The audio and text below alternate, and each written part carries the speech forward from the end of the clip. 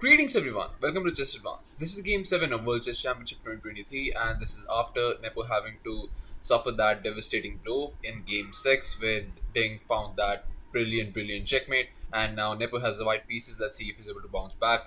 And so without further ado, let's start with this game. Nepo starts with e4, we have e6 by Ding, d4 and d5. We go into the French defense, knight to d2 and just c5. We see knight g2 f3 and we see a trade in the center with c captures. Knight captures and knight to f6. Hoping to grab the e4 pawn, but Nepo doesn't allow it. We see e captures, knight captures and just knight to f3. Both players developing their bishops with bishop to e7 and bishop to c4, preparing castles, and Ding just goes for knight to c6. We see a trade, knight captures, b captures and both players castles and just queen to e2. Ding goes for bishop to b7 trying to get this bishop to this very nice diagonal, and Nepo doing the same with bishop to d3. And Ding just goes for queen to c7, and the best way to approach this position was just to go for this c4. And after knight to f4, you trade down, bishop captures, queen captures, and just bishop to e4. And after a move like a5, both players have equal chances. But instead, Nepo tries to be sneaky and he goes for this queen to e4, trying to go for that immediate checkmate. But obviously, Ding doesn't fall for it, and Ding just goes for knight to f6 and just queen to h4. And after c5, making black's light square bishop come alive, but just bishop to f4, developing with tempo. And once the queen moves, queen to b6, just knight to e5. And now you can see that white is slowly optimizing his pieces against the black king. Here goes for just rook a8, and there was a quick draw in this position for Nepo with a move like bishop captures on h7. And after knight captures, you go for this queen captures. And after f6, trying to trap the white queen, you don't care about it and you just go for this rook a d1. And after rook a d8, queen to d7, and after rook to d8, queen to e7. You'll mostly see a draw in this position. But obviously, you don't want to do something like this with the white pieces, especially where you're in a must-win situation.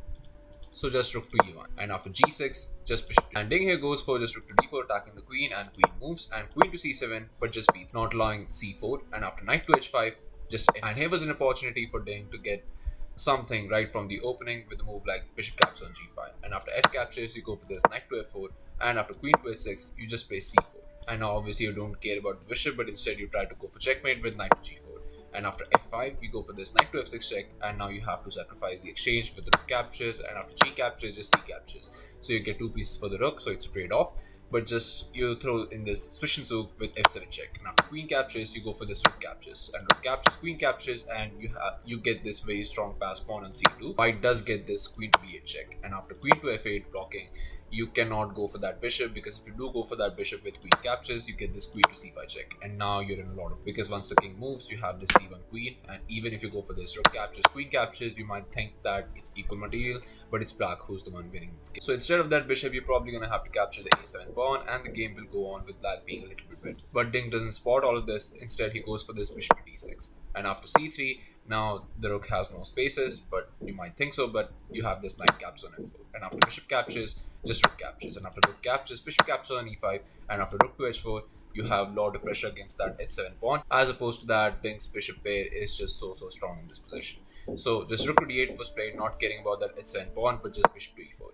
Now you have to counter those bishops, so bishop captures, rook captures, and just rook to d5. Again, rook to h4, trying to have that pressure along that h7 pawn, but just queen to d6. And after queen to e3, trying to go for that h6 pawn, just h5, not allowing anything along the h file, and just g3, nullifying the influence of queen bishop along this diagonal. And now bishop to f6 was played, attacking the rook, and rook to c4. h4, just g captures, and the best way to go for this is just to go for this bishop to e5. Again, having this pressure, and after a move like queen to f2, defending, just rook to d2. And after rook to e2, rook to d1 check, rook to e1, and rook to d2. And you're mostly going to have to settle for perpetual in this position. So Ding, not going for all of that, goes for rook to d2 right away, but it does not go, as Nepo just plays rook to e2, and here again was the last chance for Ding to save the game with a move like rook to d5. You still defend the c5 pawn, but here Ding goes for rook to d3, attacking the queen, and now it's a little bit too late, because Nepo just plays the best move. He goes for queen captures on c5, and after rook to d1 check, it's a little bit too late, because even with a move like queen captures on c5, and after rook captures with bishop captures, and after this rook to c7, you go for this bishop to d4 check, defending while giving a check, and king to g2, you have this e5. Now that bishop is cemented on the d4 square, and maybe you'll be able to hold this position. Ding doesn't spot all of this, and Ding instead goes for this rook to d1 check, but just king to g2, and after queen to g3, and after queen to d3, just rook to f2.